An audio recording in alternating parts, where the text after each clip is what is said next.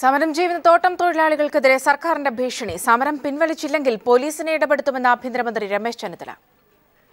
ഉന്നത പോലീസ് ഉദ്യോഗസ്ഥരുടെ യോഗത്തിന് ശേഷമാണ് ആഭ്യന്തരമന്ത്രി മാധ്യമങ്ങളെ കണ്ടത്.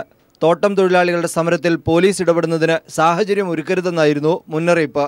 പക്ഷെ വഴി തടയൽ സമരത്തിൽ നിന്ന് അവർ പിന്മാറണം, പോലീസുമായി സഹകരിക്കണം, ഇല്ലെങ്കിൽ പോലീസിന് ഇടപെടേണ്ട സാഹചര്യം ഉണ്ടാകും. ഇതുവരെ ഞങ്ങൾ അങ്ങനെ ഇടപെട്ടിട്ടില്ല, പക്ഷേ ഒരു ഇടപെടേണ്ട സാഹചര്യം ഉണ്ടാകും. അത് ഒഴിവാക്കണം എന്ന് വളരെ വിനയത്തോടെ എല്ലാ ട്രേഡ് യൂണിയൻ നേതാക്കന്മാരോടും ഞങ്ങൾ അഭ്യർത്ഥിക്കുകയാണ്.